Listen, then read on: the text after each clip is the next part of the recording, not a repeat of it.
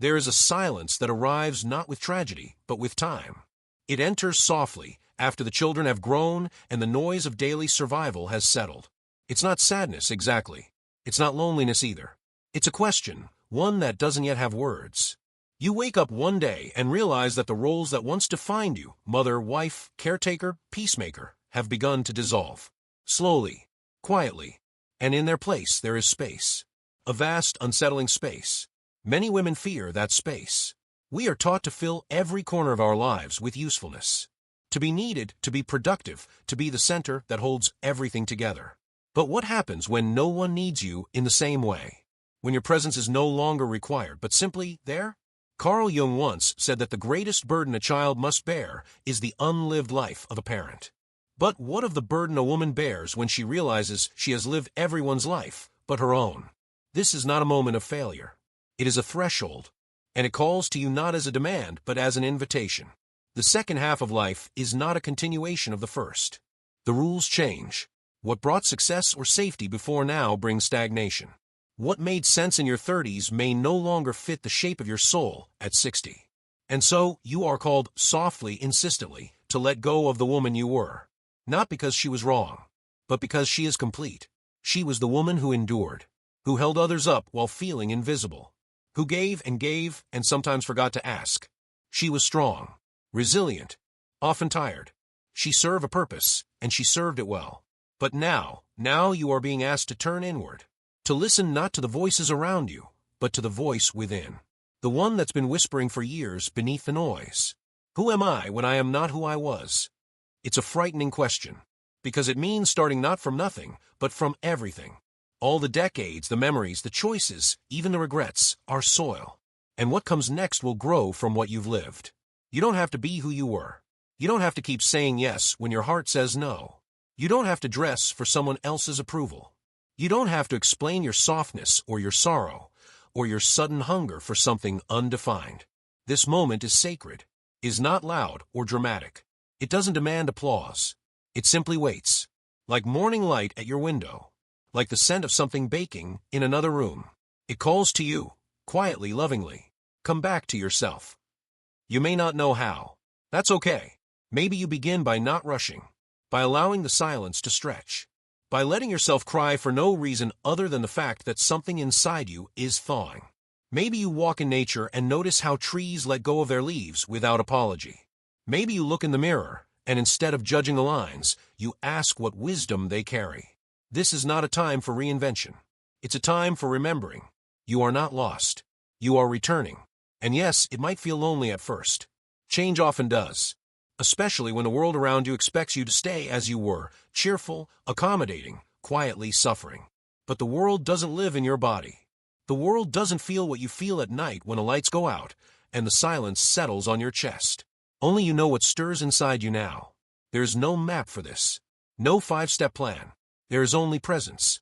There is only trust. And there is the gentle work of shedding the skins that no longer fit.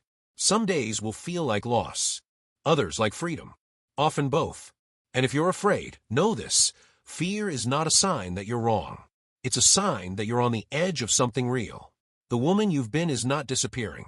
She's transforming. She's becoming less of a role, more of a soul. So let yourself rest. Let yourself question.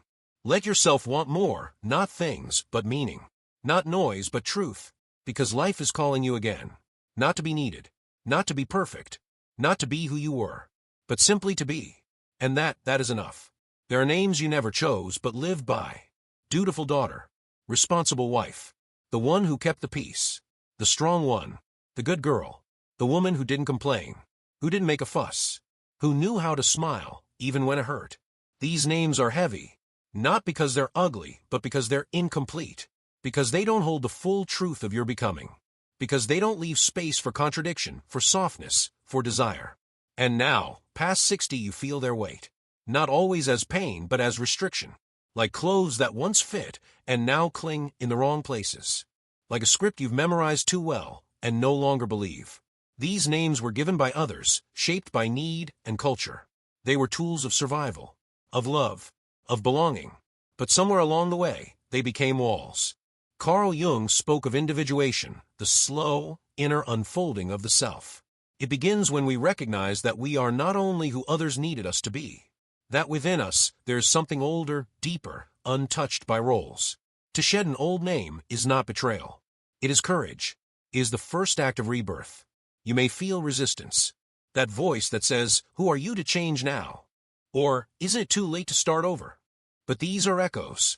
They belong to the old structures. You don't have to answer them. Instead, begin by noticing. What names do you still carry out of habit? What words define you that no longer feel true? Maybe it's dependable. Maybe it's selfless. Maybe it's never angry. Ask gently, what do I gain by holding this name? And what do I lose? There's grief in letting go. Of course there is. You may mourn the mother who sacrificed everything, the wife who stayed silent to keep the home calm, the woman who smiled when she wanted to scream. These parts of you are not mistakes. They were answers to a world that didn't always see you. But now you are allowed to see yourself, to ask, who am I when I am not defined by others' needs? Maybe you're softer than anyone imagined. Maybe you're wilder. Maybe you're tired of being responsible for everyone's comfort. Maybe you want to paint, or write, or sit in stillness without explanation. This is not selfish. It is sacred. The old names kept you safe. The new names, or the absence of names, will make you free. You may begin to say no, not out of anger, but out of clarity. You may ask for help. You may spend a morning doing nothing productive and feel no guilt. You may walk into a room and not smile, simply because you don't feel like it. This is how freedom begins. In small acts of honesty. The shedding is not one grand moment. It is daily. It is quiet. It is deeply personal. Some people won't understand. Let them. Some will say you've changed. Say thank you. Because you have. Because you are. And the woman you're becoming? She has no script. No title. No fixed name. She simply is. And that is enough. There is a place that no one warns you about. It comes after the letting go, but before the becoming. After the silence settles, but before the voice inside you speaks clearly. Is not where you were, but not yet where you're going. This is the in-between. And it is sacred. Most people rush through this space, if they ever reach it at all. It's uncomfortable, unfamiliar. It lacks the clarity of the past or the promise of the future. It feels like floating, like waiting, like being emptied out. But it is here in this middle ground where true transformation begins. For a woman who has spent decades knowing who she was to others, daughter, mother, wife, caregiver, to suddenly not know who she is to herself can feel like falling. But maybe it's not a fall. Maybe it's a crossing. A bridge stands between the woman you've been and the woman you are becoming. And like all bridges, it requires trust in the structure, in your steps, in the unseen destination. No one else can walk this bridge for you. You may long for someone to understand, to guide you, to say, here's who you are now. But this is your work. This is your right. Crossing means facing what you've avoided, the regrets, the grief, the questions. It means standing in front of your past without blame, and your future without demand. It means admitting that you don't know who you are, and being okay with that. Carl Jung wrote that we cannot live the afternoon of life according to the program of its morning. That what was true, necessary, or beautiful before may now be a shadow. And that shadow is not your enemy. Is your invitation. You are not too old to change. You are too alive not to. In this crossing, you may feel strange in your own body. Not because it is aging, but because it is unfamiliar. You may look in the mirror and not recognize yourself, not just in the lines or softness, but in the expression. It is not the woman others saw. It is someone deeper, quieter, watching. Let her look. Let her rise. You may lose interest in things that once thrilled you. You may stop pleasing people who never noticed the cost. You may cry without knowing why. These are not signs of brokenness. They are signs of movement. You are leaving the known. Some days will feel light. You will feel your shoulders drop. You will breathe differently. You will walk as if something invisible has been lifted. Other days will feel heavy. You will wonder if you've made a mistake. You will miss the old names, the old patterns, the comfort of the familiar. That's okay. Missing is part of releasing. There is no perfect way to cross. Some walk slowly, step by shaky step. Some pause halfway and stay there for a long time. Some turn back more than once before continuing. All of it is valid. But if you listen, truly listen, you'll hear something new. Not a voice exactly. More like a pull. A subtle magnet in your chest. A whisper that says, keep going. Maybe you'll find yourself drawn to things you can't explain. Poetry, silence, the ocean, an old song. Maybe you'll be surprised by what angers you, what moves you, what no longer fits. This is your soul rearranging itself. You are not becoming someone else. You are becoming more of who you've always been.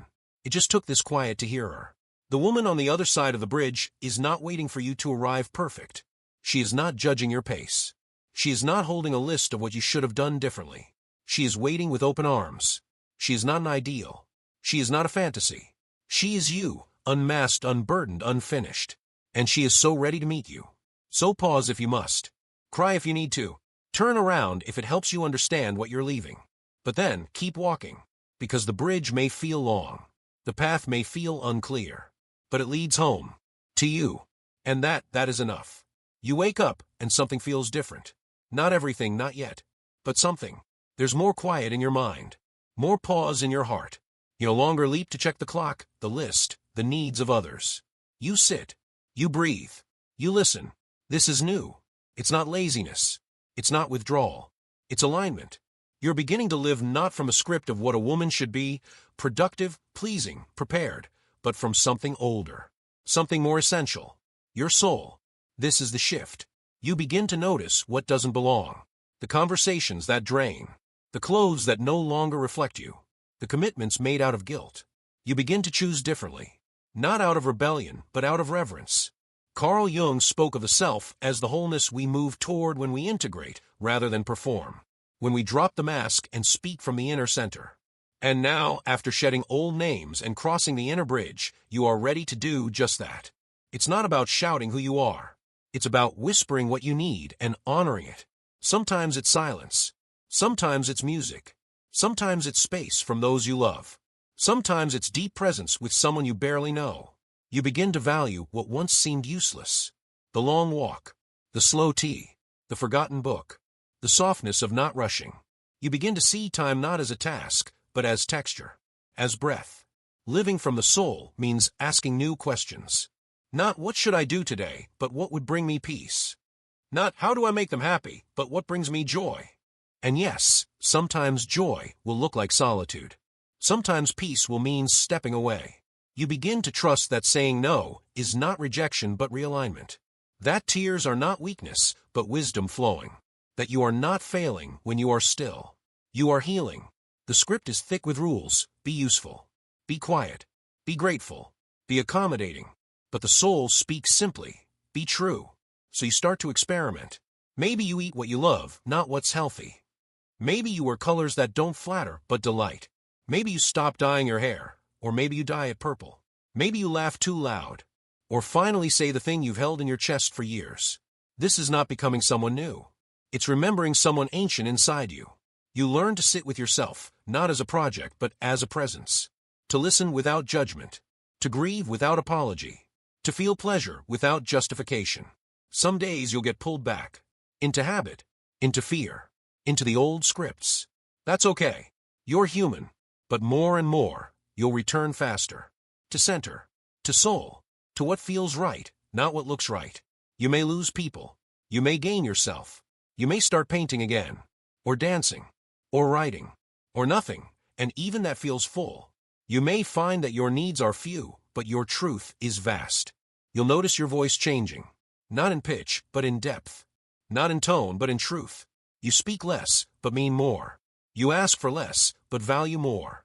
The woman who lives from soul does not need permission. She does not need applause. She walks as if she belongs because she does. And when others don't understand, she smiles. Because understanding is no longer her currency. Peace is. You begin to love without clinging. To care without controlling. To connect without pretending. You begin to live. Not from duty. Not from fear. Not from expectation. But from soul. And that is enough.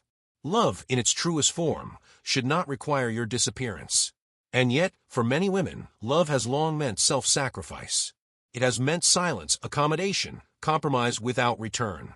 It has meant giving so deeply that one day you wake up and ask, where did I go?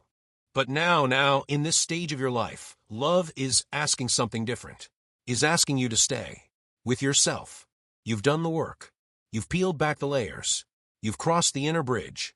You started to hear your soul. And now, you are being invited to love, again, still newly, but without forgetting who you are. This is not the love of obligation. This is not the performance of connection. This is not being there for everyone while being nowhere inside yourself. This is love that honors your wholeness. Carl Jung suggested that real relationship begins when we see the other not as a reflection of our needs, but as another whole being. And now, you must apply that truth to yourself. You are not a role. You are not a rescuer. You are not a background presence in someone else's story. You are a full human, still blooming. To love from this place requires new boundaries. Not walls, but gentle, rooted truths. It means saying, I love you, and I will not abandon myself to do so. You can love your children and not answer every call. You can love your partner and still want time alone. You can love your grandchildren and still say, not today. This kind of love confuses people at first. They are used to your old patterns, your endless giving, your predictable yes. But love that is free must also be real. And you now are real. Loving without losing yourself means telling the truth, even when it trembles. It means showing up with your whole self, not just the pleasant parts. It means asking to be seen, not just needed. And yes, it's scary. Especially if your worth was long tied to how much you gave, how little you asked, how quickly you forgave. But you don't have to prove love by erasing yourself anymore.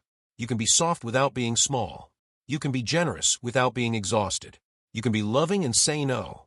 Love becomes lighter when it's honest, more lasting when it's mutual, more sacred when it's grounded in truth. Some people will leave. Some will resist the new you. Some will say you've changed and they're right. Let them. Others will lean in. They will meet you in this new place. They will rise to the level of your clarity. Or they won't. But either way, you are no longer leaving yourself behind to be loved. This is a new kind of relationship. One where your needs matter, where your voice counts, where your joy is not an afterthought. You may notice you're more patient, not because you're enduring, but because you're no longer depleted. You may find new friendships, not based on utility, but resonance.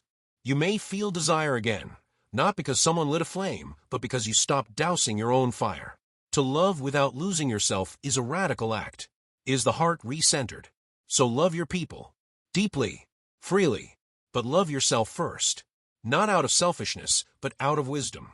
Because what you give from overflow is holy. And what you protect within yourself, that is your sacred center. You are not here to disappear into anyone else. You are here to love as a whole woman. Rooted, clear, alive. And that is enough. You sit by the window, light pouring in like soft music, and for the first time in a long time, you don't feel the need to be anywhere else. There is nothing urgent to do. No one to please. No list demanding your attention. And strangely, wonderfully, this does not scare you. It comforts you. You are here. You are home. This is not the home of walls and doors and familiar furniture. This is the deeper home, the one inside your own being. The one you've spent years circling without ever fully arriving. And now, slowly, you begin to settle in. It didn't happen in a single moment. It happened across 1,000 small choices. It happened in the silence you stopped resisting. In the truths you stopped hiding. In the boundaries you began to draw with love, not fear. It happened in the shedding. In the questions. In the bridge you walked with trembling feet. And now, on this side of the crossing, there is peace. Not the loud peace of achievement or recognition, but the quiet peace of being. Carl Jung wrote that individuation is not perfection, but wholeness. And this is what you've been weaving together. Your shadows, your light, your stories, your silence. You have not become someone else. You have become someone complete. The world still rushes around you. The noise still rises. But inside you have slowed. You are no longer reacting. You are responding from a place that knows. You don't need to prove anything. You don't need to explain your softness. You don't need to defend your stillness. You simply are. And that is enough. There is joy in this simplicity. A joy not loud or performative, but rooted, grounded. Like the joy of warm hands around a mug, or the hush of evening light on your face. You begin to see that the life you long for was never out there. It was always waiting within for you to slow down enough to receive it. You feel the earth differently now. The sky, the way leaves flutter when no one is watching. You find beauty in the overlooked. You find pleasure in your own breath. This is not a retreat. This is a return. A return to the woman you've always been beneath the noise, the one who watched, who felt, who knew things no one taught her. You may still ache. Life has not erased its sharp edges. But now the ache is not empty. It is holy, is part of your story, and you are no longer ashamed of it. You carry your scars as you carry your wisdom, with grace. Some people will never understand this version of you. They will want the old patterns, the old compliance, the old roles. Let them want. You do not need to shrink to fit their comfort, because you have found something deeper than approval. You have found self-belonging. You can sit in a room alone and feel full. You can walk a quiet path and feel accompanied. You can say no without guilt and yes without fear. This is the freedom you never knew you needed. And in this freedom, new things may grow. Maybe new friendships, ones built not on need but mutual seeing.